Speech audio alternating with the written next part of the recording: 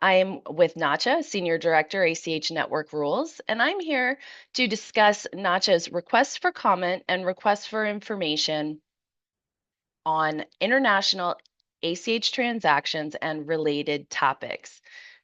This specific recording is going to review the request for comment. As you're going through the materials, it may help you to look at the table of contents to understand which slides apply to the specific sets of the proposals. And so, as I said, we're going to start the review with the request for comment. International ACH transactions, or IATs. These are ACH transactions that support the flow of money coming in or going out of the United States, both debits and credits, consumer and non-consumer. The IAT standard entry class code has been in effect since 2009. It replaced prior rules for cross-border payments. And the IAT has a specific format that allows for additional data elements to flow with the transaction, specifically data elements from the travel rule that assist financial institutions and receivers of transactions to be able to perform necessary compliance reviews for international transactions. The last time that we modified the IAT rules was back in 2014. And so more recently, we have worked with a subgroup, an IAT work group, that helped to discuss issues and additional topics that they were dealing with in their IAT processing. And that was the impetus for this request for comment and also the request for information that will be discussed separately, even though these are being issued jointly. So with our request for comment, we're going to talk about 7 specific proposals. Additionally, there will be a separate recording that is going to discuss some proposed IAT e-commerce marketplace scenarios. And then, as I already mentioned, the third part of this request is a request for information that discusses 4 different areas around data quality and the formatting of IAT transactions. The difference between a request for comment and a request for information is that a request for comment is a specific proposal. The ideas have been fully fleshed out, and there are corresponding drafted rule language that goes along with them. The request for information is exactly as it says. They are not fully formed proposals. It is a request for more information from the industry so that we can determine on those topics if we are going to move forward into a proposal, and if so, what those proposals would look like. And so, as I said, these requests for comment topics, these 7 that we're going to discuss today, are in line with our roadmap and strategy for the ACH network to help improve the user experience, increase awareness and understanding of international ACH transactions, and help to improve the data flow as well as reducing friction for those types of payments. So let's go ahead and get started on this awesome request for comment. So a little bit about the 7 proposals that we're going to talk about today. The first one is around the definition of IAT. We are going to revise that definition for simplicity purposes. Secondly, we're going to discuss eliminating the restriction on IATs for same-day processing, specifically here within the United States. The third proposal would repurpose some non-used space in the IAT format today to allow for the optional inclusion of a date of birth for any consumer parties that are within the transaction. That can be the sender, the receiver, ultimate beneficiary, ultimate sender, etc. Fourth, we're going to talk a little bit about some relabeling or redoing of descriptions around labels for the fields found within the International ACH transaction, or IAT. Our fifth proposal is specific to financial institutions, and it would make the IAT contact information our third mandatory contact within Notch's ACH contact database or contact registry. The sixth and seventh proposals are what we're calling the related topics. They came up within our discussions around IATs, but I want to make sure that I call out and that you understand that proposals 6 and 7 would apply to all types of ACH transactions, regardless of the standard entry class code. So, meaning not just international transactions, but all types of domestic ACH transactions as well. Proposal 6 would specifically define what the valid characters are for ACH transactions and ACH records. Also included in the request for comment, but in a separate recording, are 10 specific scenarios that would be added to the NACHA operating guidelines that would help folks determine whether their transaction that they are initiating is an IAT or not an IAT. But as I mentioned, all of these things are being issued simultaneously, and we look forward to your very important input on these topics. So when we look at our existing definition of an IAT entry, it is a bit complex and it requires some cross-referencing because it does utilize a lot of other defined terms. So when you see, generally, when you see capitalized letters in ACH rule language, that is referring to a defined term. So we have an entry that is part of a payment transaction involving a financial agency, defined term, that is not located in the territorial jurisdiction of the United States. An office of a financial agency is involved in the payment transaction if it A, holds an account that is credited or debited as part of the payment, B, receives payment directly from a person, again, capital P defined term, or makes payment directly to a capital P person as party of the payment transaction, or C, serves as an intermediary in the settlement in any part of the payment transaction. And finally, it states that an international ACH transaction cannot be a same-day entry. So as I said, it's a bit high level, and it does require some flipping around to do some cross-referencing to actually determine what the definition is saying. So to simplify that, we are proposing a different definition that would state that an IAT entry is the US ACH network component of an international payment transaction that moves money into or out of the jurisdiction of the United States. For purposes of this definition, an international payment transaction is the totality of all the steps that are used to effect the transfer of funds from a payer to a payee into or out of the jurisdiction of the United States. An IAT entry is used for the domestic component of the international payment. So basically what that means is that the payment order itself is longer than just the IAT transaction. The payment order is to, for example, send funds from an account in the United States ultimately to, again, as an example, a receiving account in Canada.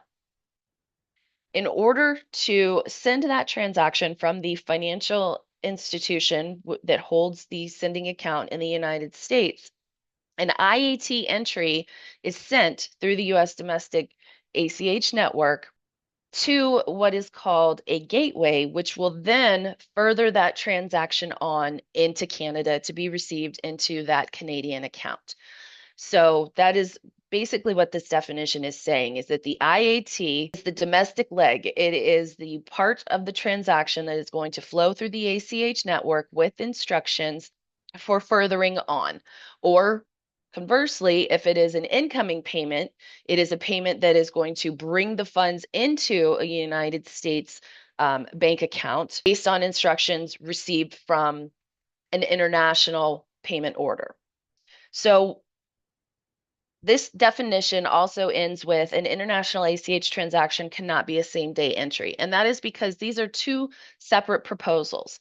If we move forward with both proposals, then the last part of the definition the international ACH transaction cannot be a same-day entry, would be removed upon implementation of the same-day proposal. But we're looking at them individually at this point in time. So, in addition to being a little bit easier to understand without having a law degree, another thing that this definition of IAT does is eliminate all of those defined terms. So, there's not so much cross referencing to have to look up more things to understand what it is saying. So, it would eliminate the term inbound, outbound, financial agency, and person from the definition. The defined term financial agency actually is only used currently in the definition of IAT. So by removing that from the proposed definition here, it would actually remove financial agency as a defined term completely within the NACHA operating rules. The areas that would change under the rules as a result of this new definition would be the general rule around IAT. So that would align the language within the general rule with the proposed definition. We would also update the glossary of data elements to, again, align with this new proposed IAT definition. As I mentioned before, the Article 8, which includes all of our defined terms, would be updated to remove financial agency. And we would also adjust the definition of foreign correspondent bank to revise any reference to the financial agency to make it a generic term with a lowercase f and a lowercase a. So what are some of the benefits of revising this definition? For parties that are involved in the sending of IATs, that would be originators or parties that initiate transactions, third-party service providers and third-party senders that are involved in assisting these parties get these transactions out the door, as well as originating depository financial institutions, which are the financial institutions that actually place the transaction into the network. This would provide improved understanding of when the IAT format and standard entry class code would need to be applied to a transaction. This would improve compliance because, as I mentioned in the beginning, the reason that we use an IAT format for these types of transactions is to include that additional information that is necessary for those compliance reviews to make sure that we are all operating within the bounds of the law. It will help with customer due diligence, so we have better understanding, particularly as a third-party sender or an ODFI, as to what kind of activity our customers are engaging in, making sure that we fully understand the types of transactions that are being originated, and also improve customer service because it should reduce any kind of delays as a result of a transaction being improperly formatted and returned because it needs more information. Also, for receiving depository financial institutions, hopefully there would be a potential reduction in the number of entries that RDFIs may receive that should not be IATs. And so having more confidence and in the standard entry class code, as well as the compliance reviews that are required to be run prior to posting these transactions. It would both allow for better compliance as well as some streamlining of processing so that we make sure that we are not necessarily running compliance reviews against things that we don't need to. Some of the impacts with this proposal could potentially be an alteration of volume based upon a new understanding.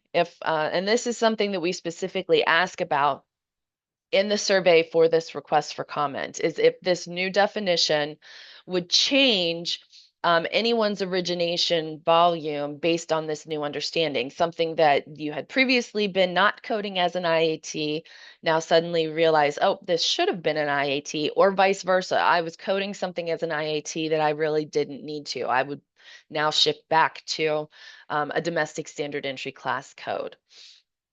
And so if the new definition does cause a shift from a domestic payment to an IAT, there might be some additional onboarding activities that would be required for financial institutions or third parties with their initiating customers. There may be agreement updates needed, some additional due diligence requirements because of the nature of the types of transactions. And then potentially more training or, even again in those agreements, more requirements for the information on the receivers of these transactions that are being formatted because of the larger format and the nature of the requirements for compliance reviews, et cetera. Some potential impacts for receiving depository financial institutions, again, could be a potential alteration in the IAT volume. It could be up or down.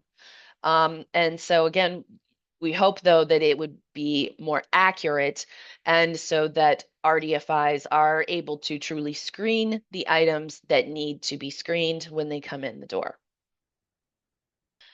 Some of the feedback that we are requesting in the survey for this request for comment around proposal number 1, the new definition, would be thoughts on the accuracy and the adequacy of the proposed definition. Do you agree with it? Do you think that it holds true? Number 2, is it easier to understand when a transaction should be an IAT or not? Number 3, we want to understand about impacts, both of a technical nature as well as the situation I just described, where there may be a shift in IAT origination volume, again, either up or down based on the new understanding. The goal here is that it would still be the same understanding, but again, this is why we go through the request for comment process, because we want to hear from you to make sure that we've got it right. Proposal number 2.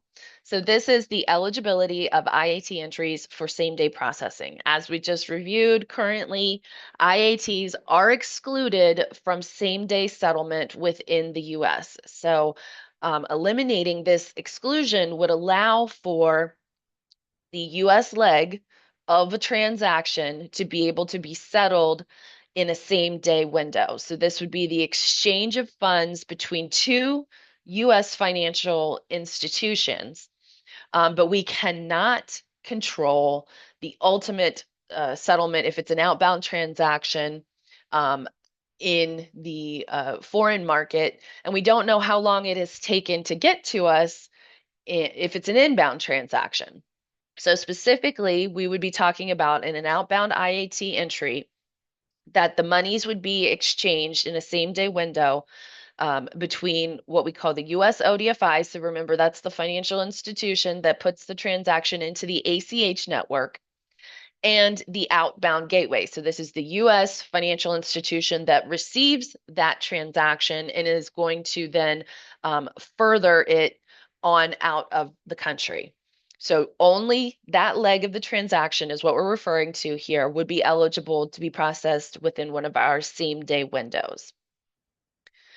For an inbound transaction, this would be the settlement between what we call the inbound gateway. So this is the US financial institution that has received the instructions from the foreign financial institution that then becomes the US ODFI. So they're the party that's going to put the IAT into the network, and then the US RDFI, the financial institution here in the States that is going to receive the transaction. So as I mentioned before, the NACHA operating rules don't govern or control processing or settlement schedules for any of the other steps of a payment that takes place outside of the US ACH network. And so while we can say that the transaction is going to move more quickly through the US, we cannot say for certain that end to end the transaction would be processed the same day. It might be, or it might not be. This is a picture of what we have been discussing here. So within the circle is what we can control here with the NACHA operating rules in terms of U.S. processing. But when the transaction is either leaving the domestic gateway operator for an outbound transaction, or prior to it coming into the domestic gateway operator, in the red box there, we do not have any authority to govern or determine settlement schedules there. So what does that mean for the actual rules themselves? We would first have to address that exclusion in the definition, as I mentioned. But also we have a rule currently in subsection 1.2.1 called effective illegality, which allows for a receiving financial institution to delay in providing funds availability according to our funds availability requirements in the rule if they are in the process of clearing potential OFAC matches. So now we're talking about these inbound IAT credits. And so meeting that funds availability requirement. So this would happen just like it does for domestic transactions today, where you're receiving files as an RDFI from your operator, and you're having to make credits that are for same-day processing available according to the funds availability schedule. As I mentioned, though, we have compliance reviews that need to take place before we are able to do that. And so, in order for an RDFI to be able to rely on this subsection 1.2.1, the effective illegality, and delay the provision of those funds, that delay must be due to time needed to clear a potential match. So I've run a compliance review, and now I have items that have kicked out for me to look at and determine, is this a hit on my compliance list or not? So that would be the situation where the delay would be permitted, not because I simply have not run my compliance reviews against these inbound credits that I received. So in order to help facilitate that, we also wanted to call out that both of the ACH operators, the Federal Reserve as well as the clearinghouse, offer the ability to actually deliver IAT entries in a separate file from all other ACH transactions. So this may assist RDFIs in some of that processing. It may eliminate some of the time needed to segregate out a mixed file. And so that may be something that would be beneficial in this proposal in considering meeting those funds availability requirements for those inbound IAT credits. Other places in the rules that we need to consider, again, are the general rule.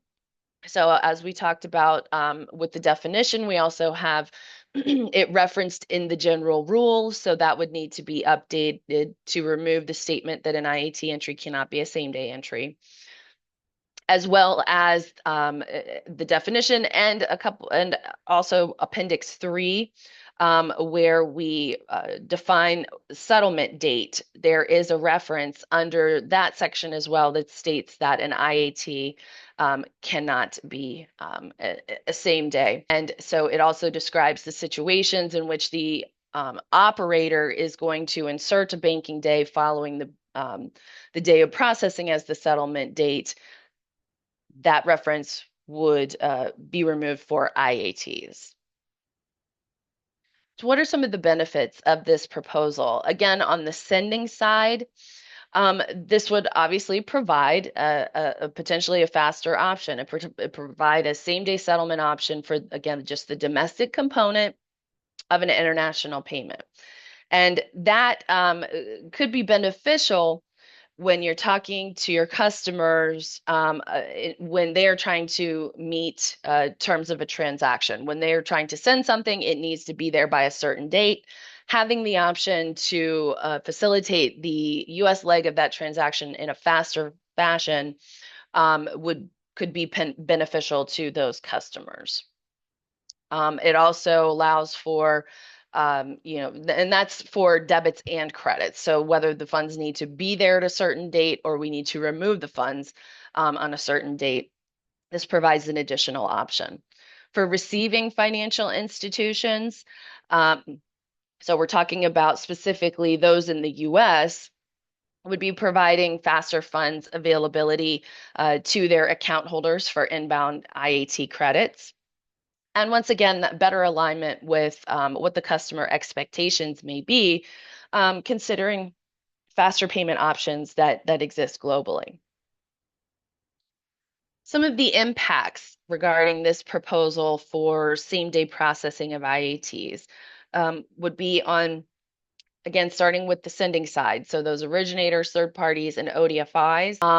Any edits that exist in software today that prevent the origination of same-day IATs would need to be removed. There would need to be training, potentially updates of policies and procedures if the sending party decided to offer that. So again, receiving same day is not optional, but offering or sending same day transactions is always optional. So it would be up to the ODFI and then any third party senders to determine if they wanted to offer this as a service. And as a result, some of those policies and procedures may need to be updated. Impacts for receiving financial institutions, again, we're talking specifically US receiving financial institutions, because that's what our rules cover. The IAT screening capabilities may need to be updated to meet with these new processing and funds availability schedules. So perhaps you're only running things once a day. Currently, that would need to be updated potentially to be up to 4 times a day. For our ACH operators, again, that's the Federal Reserve and the clearinghouse, they have edits in place that restrict same-day settlement of IAT entries. Those would need to be removed. And so basically, they would treat IATs identical to any other standard entry class code when it comes to their processing. For domestic gateway operators, so these are, it can be the Federal Reserve, can be a financial institution. They would need the ability to process and account for IATs with same-day settlements. That should not really be any different than what they are doing today, other than recognizing that the settlement may be occurring on today's date versus tomorrow's date. So maybe some reporting updates needed there. And then again, for everybody, including receivers of transactions, we need to make sure that we all understand that this is only applying to the domestic ACH network component of the full payment order. And so while we can control and make sure that things happen same day here, again, we don't control what happens outside of the US. And so we can't say for absolute certain that an international transaction end to end would be same day. So some of the things that we are requesting information from you about on this proposal is, do you think that there is a need for this same-day settlement for IATs? And specifically for our US RDFIs, are the screening capabilities that you have sufficient to be able to meet these requirements for funds availability on inbound transactions? And do you think that it is understandable that we're only talking about the US leg of a transaction and that we, again, can't make that promise end to end? Okay, proposal number 3, the date of birth field for IAT entries. So as I mentioned before, receiving financial institutions have obligations as well as customers to determine that they are not doing business with anybody that they're not supposed to be. On the sending side as well, those requirements exist that, again, we're not doing business with parties that have been placed on any kind of OFAC list or have any other kind of sanctions against them. And so as we're processing IATs, we're going through all of these screening processes. What we have heard anecdotally from the industry is that up to 20% of the received IATs must be manually reviewed to determine whether something is a true match or not. So it goes through a systematic review.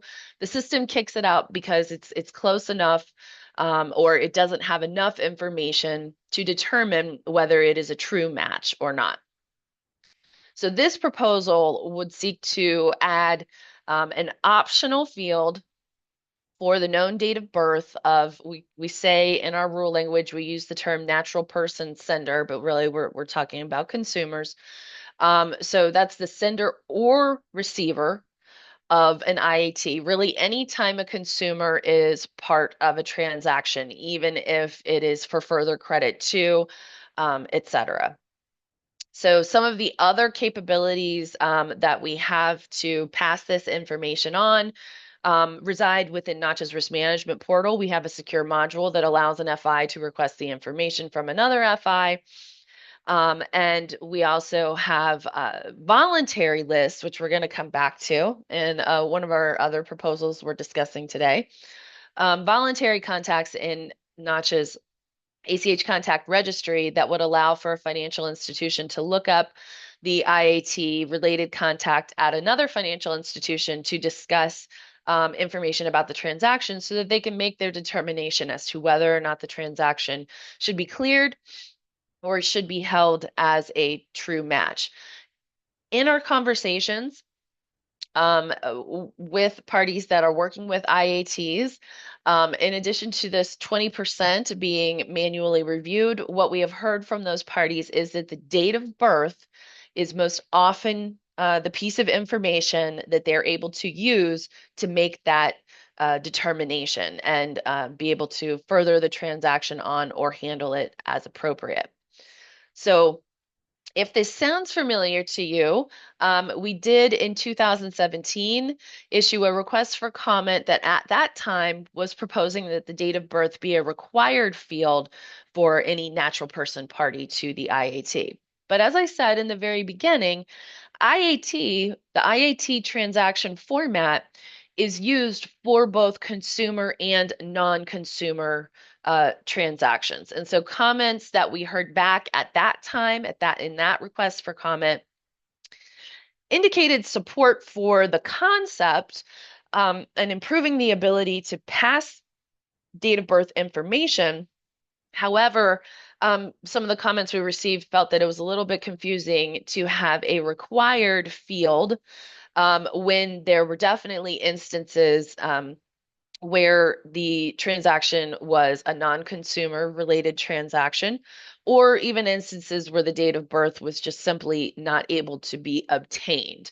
And so as a result, this current proposal now has been reworked to make the inclusion of the date of birth as an optional field instead of required. However, to ensure that the work is for a purpose, we would strongly encourage that whenever possible and whenever appropriate, that parties are working to include that date of birth information. Again, that is the whole key here to allow for easier, first of all, hopefully fewer exceptions when it comes to our screening processes, and then easier reconciliation of those exceptions when they do happen.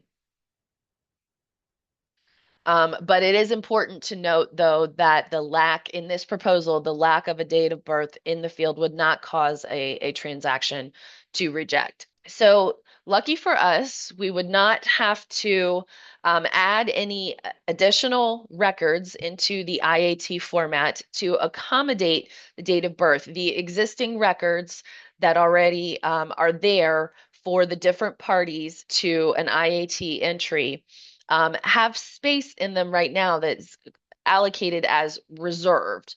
We would repurpose some of that space for the inclusion of this date of birth.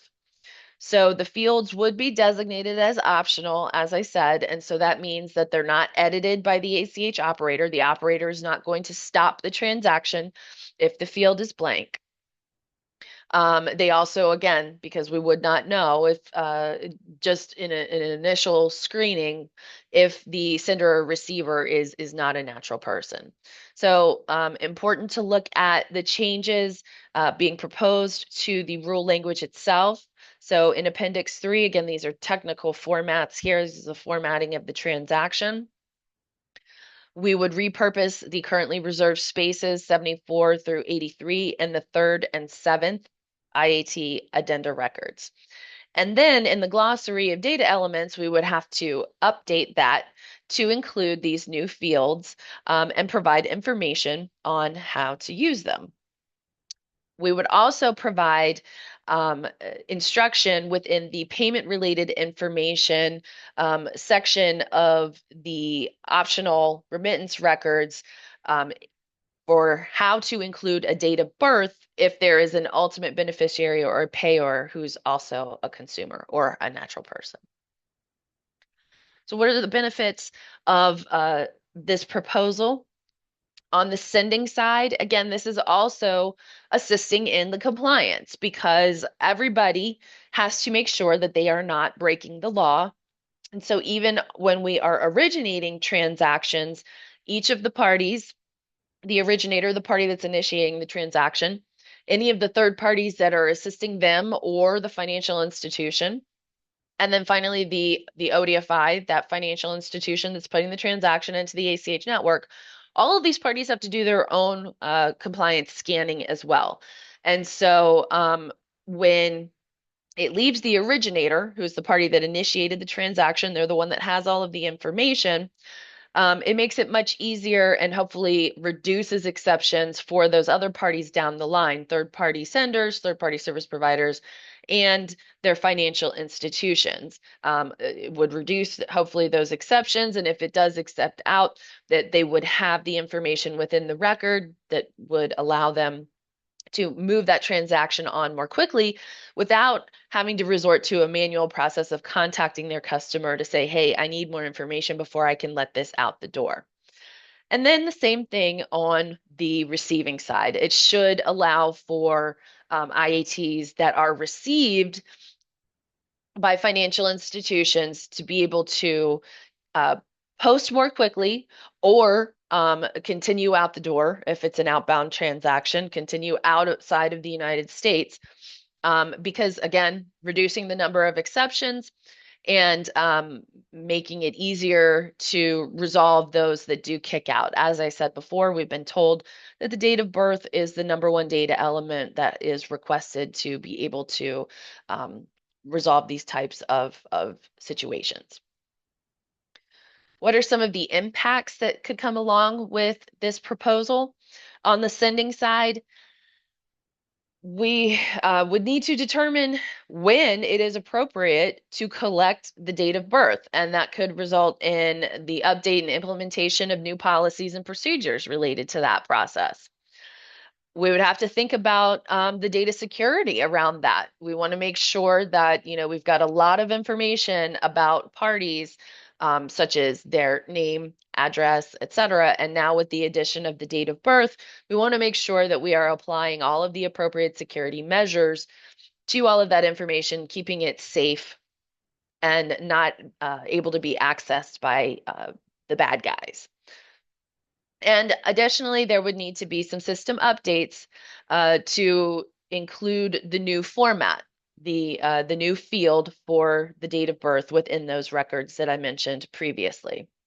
On the receiving side, also system updates to receive this revised IAT format. Some training and procedure updates to understand that that information is now or could now be in the transaction record and how to find it. And then once again, the assessment of the data security measures so that all parties are keeping all of that very sensitive information safe and secure. For the ACH operators, also updating their systems to be able to accept and process through the new revised IAT format. So some questions that we would be asking in the survey around this proposal, information that is critical that we want to hear from you on, is about the amount of potential usage. How often would an originator be able to actually populate a date of birth field? How readily is this information available? What would be the level of effort associated with the processes of collecting it? And then about the concept in and of itself. Would having this information available in the transaction itself help to reduce the effort to resolve IAT exceptions? And then finally, we've got some questions in the survey about the formatting within the transaction. So the format of the date of birth itself, we're using an ISO format. And then also questions about its location within the addenda records. Okay, and then moving on to proposal number 4, non-bank financial agencies and IAT entries. So currently we have our text specs within Appendix 3, our glossary of data elements. We've referenced that a few times as we've been going through these proposals and areas that would change under the rules. And within these text specs and the glossary of data elements, there are descriptions of how fields are supposed to be used. For example, there is a reference to the foreign financial agency as the source of funds. There are different codes that would exist to describe the type of number that is being used in the corresponding field. And in these descriptions of how to use these fields, we have made the assumption in the original IAT rules and that are currently in place that the source of funds for an inbound IAT entry is always going to be a traditional financial institution. But that is really too limiting. It is very common outside of the US for there to be more non-traditional types of institutions that are able to manage funds, manage accounts that are not technically a depository financial institution. Again, we've got capital letters. We're talking about a defined term. So, for example, there could be a telecom company that manages accounts and funds for its clients. And so funds could be coming in from one of those types of accounts or could be going out of the US to be received in one of those types of accounts. So what this proposal does is it goes through and finds several field descriptions that are identifying, originating, and receiving DFIs, again, capital letters, depository financial institutions, and replacing that language with lowercase, non-defined terms so that it's more easily understandable that these entities may not necessarily be a depository financial institution. And it's clearer when we are either creating an IAT transaction or reading one that is coming in that the source or destination of these funds may not be a traditional account holding financial institution. And it is easier then to understand where information goes or what the information we're looking at is. And so another thing that this proposal does is to incorporate an other, if you can see me, joke, I'm using my quotation marks here for other. Because as I mentioned, there are codes, 1, 2, 3, for example, one single digit that tell you the type of number that is in the following field. So it tells you what type of identification number it is. And so we are repurposing an additional code. So we're not adding any new code values. We would repurpose one to just say other.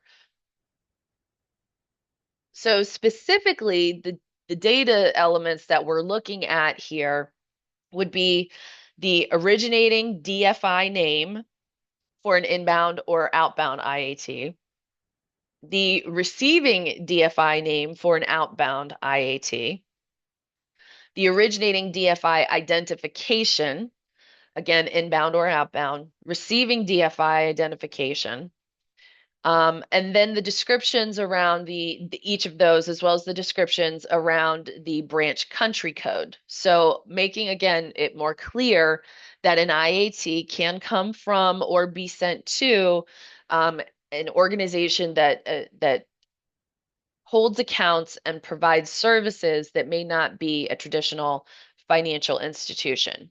And so, specifically with the originating and receiving DFI identification number qualifier, the 2-digit code values would be supplemented with that O3 other.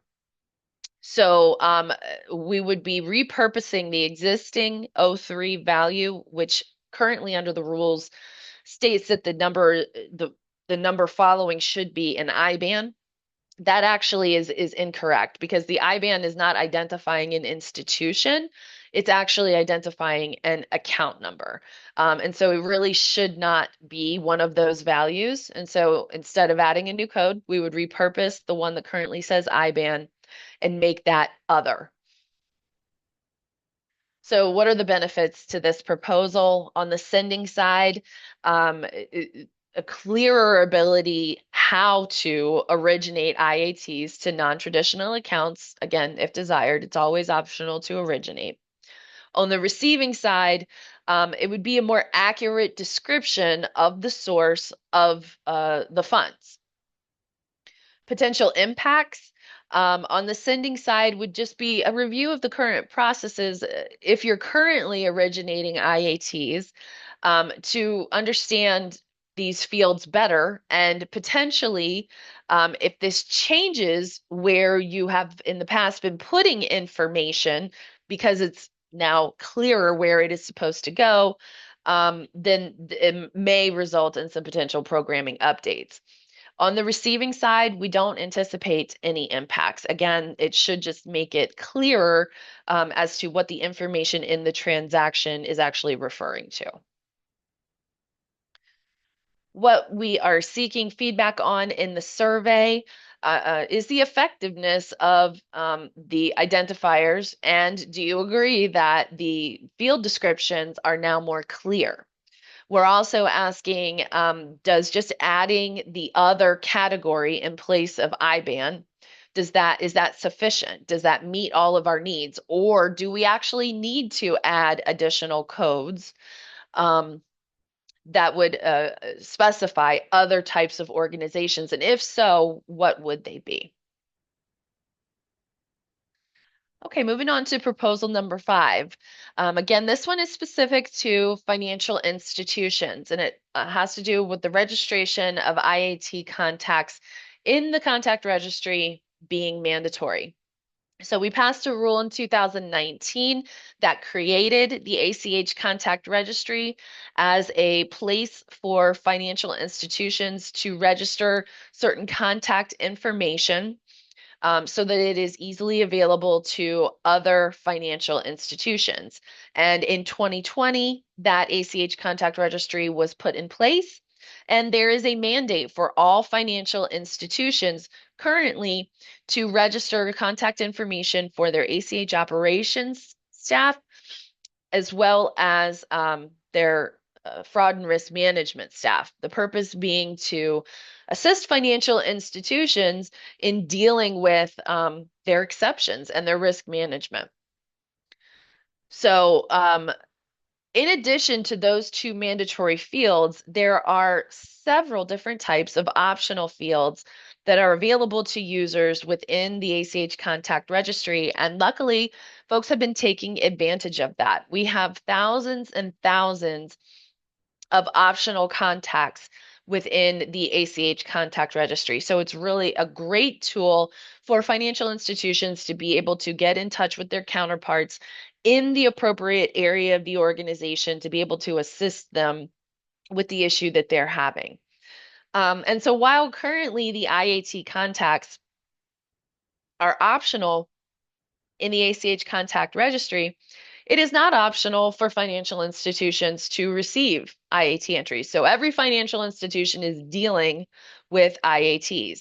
So therefore, we think that it makes sense that the next mandatory field for the registry be the IAT staff that is handling those types of transactions. Once again, helping to streamline any kind of exception processing if you need to get in touch with another financial institution to ask questions about an IAT.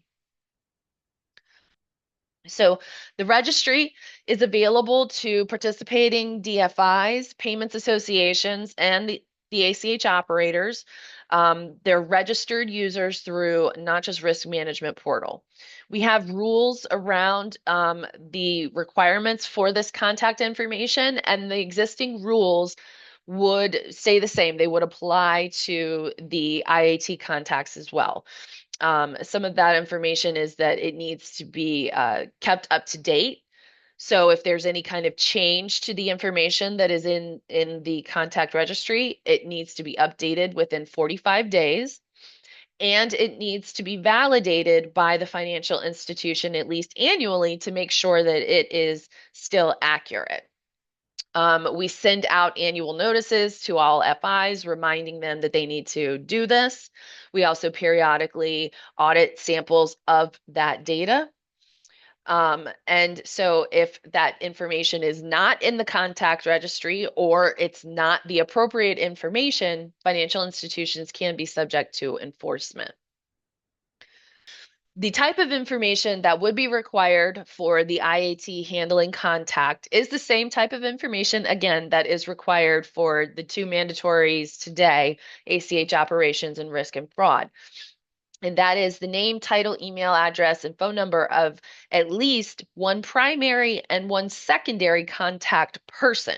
So if you're going to put in a specific person, you have to have at least two. Or you can enter department contact information that includes an email address and a working telephone number. So the phone numbers and the email addresses, either of specific people or departments that are entered into the contact registry, must be those that are monitored and answered during the normal business hours of that financial institution. So the same requirements that exist for operations and fraud and risk management today would apply under this proposal to the IAT contact as well. Specifically looking at the rule language, we're talking about section 1.14 to add the third group of international ACH transaction or IAT entry handling, in addition to the ACH operations, fraud and risk management. So, as I said before, all of the other requirements that currently apply to the two mandatory would apply to this third one as well. Anticipated benefits. All network participants could benefit from this because, again, every financial institution has the potential or is dealing with IAT transactions. And so this makes it much easier to be able to get in contact with the appropriate party at another financial institution if you're dealing with an exception or a question around an IAT entry. And even those parties that are not financial institutions would benefit from this, such as the originators or the receivers, because their financial institution would be able to get in touch with the other party more quickly, thereby getting them the answer that they have asked more quickly, or making sure that that transaction is processed faster instead of languishing because we're waiting to figure out who we need to get in contact with to get information to be able to post it. Potential impacts of this proposal. They are fairly limited, but it would simply be that financial institutions, in addition to making sure they have their ACH operations and fraud and risk management contacts in the database, would have to ensure that they have the IAT contacts in there as well. So that would be, if they don't currently have it in there today, that would be adding it and then making sure that they are keeping it up to date. So any changes made within 45 days and verified annually. Some of the questions that we are asking in the survey around this proposal are around your agreement with the idea in and of itself to make the IAT contacts required, um, the kinds of benefits that you feel could be gained from having this information in the contact registry for all financial institutions. And we're trying to get a little bit of information on the usage of the voluntary contacts today, whether that's do you have your information in there in the optional fields, or how often are you using others' optional information that may exist in the database. Okay, now we are on to proposal 6. This is our first one that I mentioned before. I want to call out, it's very big and bold there on the slide, that again, this applies to all SEC codes.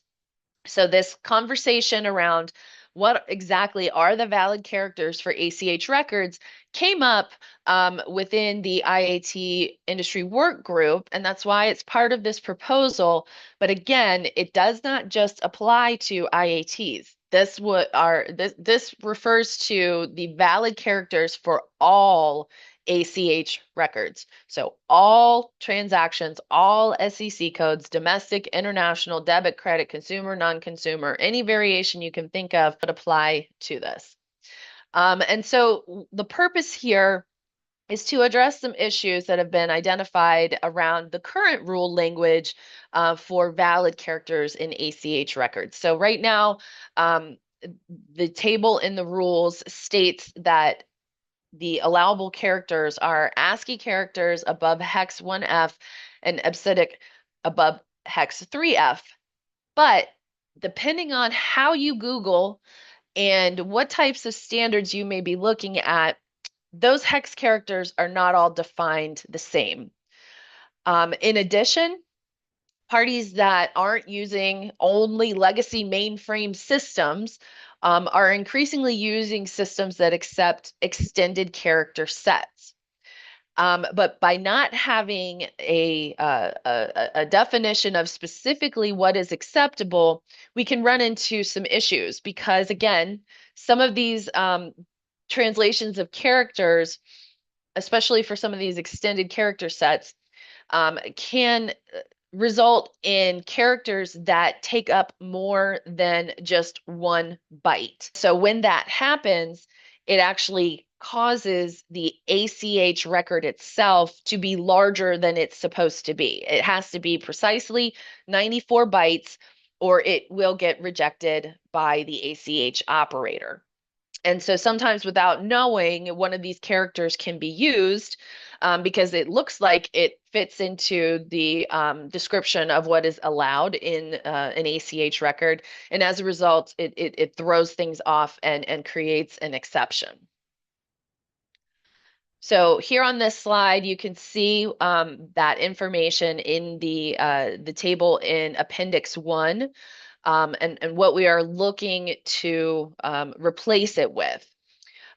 So instead of having references, we are looking to move towards actually defining and having tables of the specific valid characters. Now, we would simply replace the language in the rules with a reference to a new appendix in the guidelines so that moving forward, if we wanted to make changes to the acceptable characters for ACH records, it would not require a full rule change. Now, it would definitely require industry coordination, would require, number one, working with the ACH operators, working with processors, financial institutions, but it would not require a full rule change.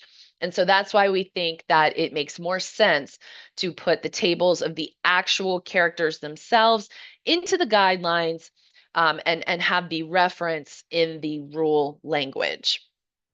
So getting down to specifically what those characters would be, we have, very much thanks to the ACH operators, put together two different tables here in this proposal. The first table is those more commonly used English language characters that are currently accepted by both operators. So these are things that are flowing through today. Nothing would need to change. The second table contains suggested, defined, valid, extended characters. And so this is a lot of kind of technical information, but what does it mean when you get down to it? For example, let's say that you have a name that uses characters outside of the English language alphabet. For example, your name uses an enye instead of an N. So these extended characters, and by defining those that are valid, would allow for the enye to flow through the ACH network and through the ACH records versus having to change that down to an N, which is actually a different letter. But while this sounds really good and we think it's very important, we also want to make sure that folks are thinking of their downstream impacts. So this is very easy and very doable to just have these characters flow from financial institution to financial institution through the ACH operators. That is 100% doable, not an issue. But we want to make sure that people are thinking about the downstream impacts within their own systems. So posting, statementing, reporting, um, all of that kind of stuff, online account activity. You have to think about everywhere that this ACH information flows through your systems, what would be the impact there. So table number one, as I said, these are the I don't want to say less controversial because I don't think any of them are controversial, but these should be the easy peasy. Don't anticipate any kind of issues with these characters. These are the common characters on Windows PCs today, etc. And so this is our first table here. Again, these are the characters that are already accepted by both operators, see them flowing through all the time. The second table is what, again, with the operator's assistance, we are proposing as the acceptable extended characters for ACH records. Okay. Some of the rationale that was used when determining this is that we did not include hex 00 through 1F of the ASCII sets because that is currently not permitted under the existing rule language. We also have omitted those characters that use leading bytes or continuation bytes, so the ones that end up being 2 bytes instead of 1 byte. We have not included the ASCII hex A0 through BF because those are mostly symbols and not letters. And then a few others here that are, again, more inconsistent and not something that are typically used in names and of that nature. And then similar considerations when we're talking about the obsidic as well. So anticipated benefits here. Defining the valid characters provides consistency for everybody. You know that if you put something into an ACH record as an originator, that when it gets all the way to the end of the line, it's going to be received exactly how you sent it. Also, it should not get rejected because of some kind of unexpected value. We think that these proposed characters are aligned with the current electronic payment industry standards, as well as the support of the extended characters helps in the accuracy of the information in a transaction for legal purposes. If you're trying to prove something, you want it to say the name or the information that you are trying to prove, not a different letter than what is needed. The impacts, as I mentioned before, really are on those ancillary or downstream systems for all participants. So even on the sending side, you have to think about all of the systems that this information may flow through, even to get out the door, as well as on the receiving side, all of the places the information is going to flow into, again, for statementing, reporting, internal systems, online systems, etc. And we would need to maintain the integrity of that record. And so, again, the character it starts out being should be the character that it is in every place down the line. So, what are we asking about this in the survey? Do you think that there is a benefit in revising the description that currently exists for those valid characters for ACH records? Do you agree with the concept of basically having a reference in the rule language and putting the specific characters into the guidelines for easier updating if necessary in the future? Do you agree with the characters that we have proposed here, both in Table 1 and in Table 2? Do you think there is value in defining those extended characters? And then also information about the impacts beyond just your ACH processing systems. Okay, and finally, we are on to proposal number 7, the new return reason code for an entry return per OFAC instruction. As I mentioned way back in the beginning of this recording, currently, return reason code R16 is defined for use as account frozen or the entry is being returned per OFAC's instruction. So these two got joined together, but really the only similarity they have is at the very highest level, there may be some potential legal actions that is resulting in this return. And I say maybe because an account can be frozen because of an overdraft or a delinquency, and it hasn't resulted in a legal action to this point. So again, very little in common with these two reasons that share a code currently. When a sender, be it the financial institution or the party that initiated the transaction or the vendor that's helping them, when they receive an R16 return, it's very important for them to understand the reason behind it because the actions that need to be taken are very, very different. If an entry is truly being returned because of OFAC's instructions, then as soon as that return is received by the ODFI, they must take immediate action on those funds. Get in contact with OFAC, get further instructions. They need to get in contact with their customers that initiated the transaction. And so there's a lot of things that need to happen immediately upon the receipt of a return as a result of OFAC's instruction. Whereas if a transaction is returned because the account is frozen, again, that could be for a very different reason. And potentially that situation could be remedied in the very near future or in the near future and allow for the originator to continue to work with their customer to collect a payment via a different ACH transaction. Whereas that is not possible if if the transaction is being returned per OFAC's instruction.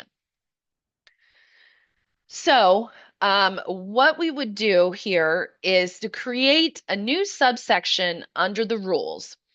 And by splitting out the return reasons and creating a new return reason code, we would be able to have a specific return time frame for those returns related to OFAC.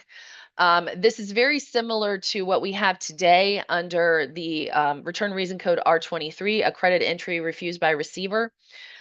We have the timeline there. The kickoff of that time frame is the receiver contacting the financial institution, notifying them that they have declined the entry. And so in a similar fashion, the time frame associated with this new return reason code kicked off by the receipt of the instructions from OFAC, not the settlement date of the transaction, which other than R23 is typically the clock that starts a time frame for a return. So this would allow for an RDFI to take some time necessary to work with OFAC.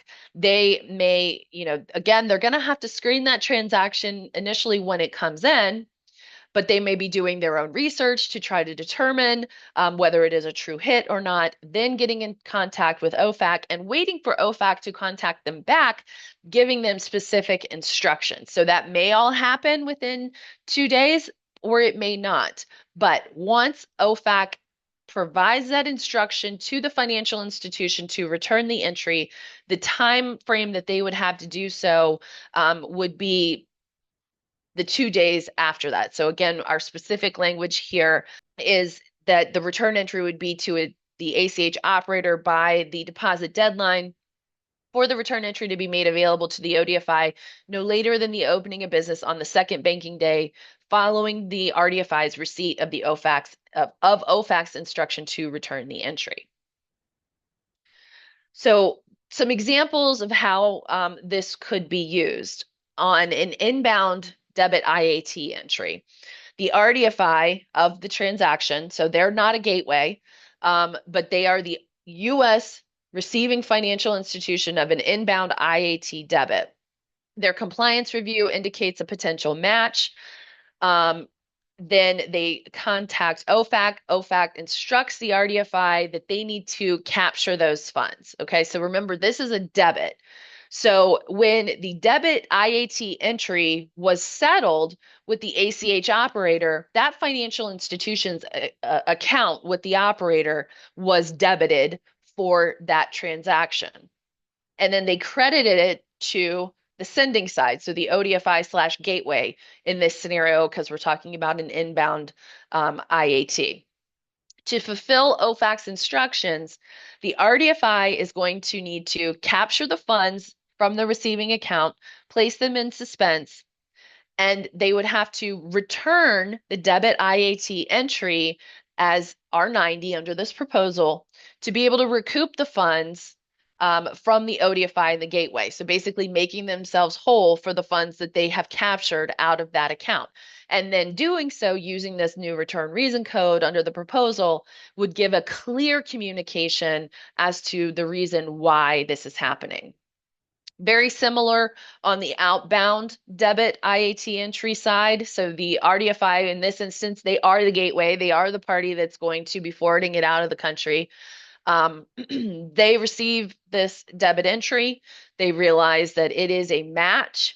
They get in touch with OFAC, and OFAC instructs them again to capture the funds. So they also are going to need to get those funds back from the ODFI that sent them the transaction, and they would do so using this new return reason code. So again, this proposal is not specific just to IAT. There is the possibility that there is a domestic transaction that would run afoul of OFAC. If an account holder for a domestic U.S. Financial institution is doing domestic business and all of a sudden pops up on the OFAC list, this type of scenario, though potentially unlikely, it is very possible. And so R90, just like today, R16 is not limited to just use for IAT. R90 would not be limited either. R90 would be, just like R16, available for use for any standard entry class code. So we would update Appendix 4, the table of return reason codes, to to remove the information in R16 related to entry returned per OFAC instruction. So that's the title and the references in the description, and removing gateway as a potential initiating party for the return. And so R16 would go back to just being for account frozen, and the description would be that access to the account is restricted due to specific action taken by the RDFI or legal action. And then R90 would be added to the table of return reason codes with all of the information that is removed from R16. The only Difference being that the new proposed time frame of 2 days from receipt of the OFAC instruction would be put into the column for the time frame for the new R90 return reason code. Anticipated benefits for this proposal is to remove the ambiguity for an R16 return, right? Today, you get an R16 return, you don't know what it is. You got to call somebody, you got to try to figure it out, maybe run it through your own OFAC software, try to figure out what does this R16 mean? So this would remove that ambiguity. You would definitively know what an R16 means, and you would definitively know that an R90 is occurring per OFAC instructions. So better legal compliance for the sending side. The suggested time frame here in this proposal would allow for potentially, more time for the RDFI to be able to communicate back and forth with OFAC and receive those instructions and still have that return be timely under the rules. And would allow for potentially R16 return transactions to be remediated in the future if the account status should change with a different future transaction. Some of the impacts here, it's implementing a new return reason code. So there would be changes at the operator level, again, Fed and clearinghouse. They would need to implement this new code, be able to process it. Systems for creating or deriving a return would need to have this new code added to it. Reporting would need to be updated to include this new code. And that could include, customer reports as well as ACH debit entry return monitoring reports that they provide to us that assist us in making sure that folks are not exceeding their debit return thresholds. Also, updates to the description of R16 would be required to take it back to just account frozen and no longer say account frozen / entry return per OFAC instruction. All financial institutions would need to implement the new return reason code. RDFIs would need to be capable of originating a return with this code. ODFIs would need to be able to receive it, interpret it, and report it back to its customers, as well as all of the procedures and things that would go along with that need to be updated to understand that this is being returned per OFAC's instruction. And then also the adjustments to take R16 back down to just account frozen. Originators, third-party senders would need to understand the new purposes for R16 and R90. Third-party senders may need to update some of their reports for their customers, and then again, updated procedures for the receipt of these codes. Third-party service providers would need to assist their clients, whether that's financial institutions or originators. You need to help them out to implement this new return reason code. This is basically an all hands on deck kind of a change here. So in addition to, as I've said multiple times, in addition to adding the new one, that would also need to make sure that we have the accurate description on R16 as well. And so training for everybody would be required on this change. So feedback is being requested from you, very important. Some of the questions that we are asking is, do you agree that it makes sense to separate R16? Do you agree with creating a new return reason code for the purposes of the entry being returned per OFAC instruction? And then if you do agree with a new code, do you agree with using R90? We are basically running out of codes. We have different series.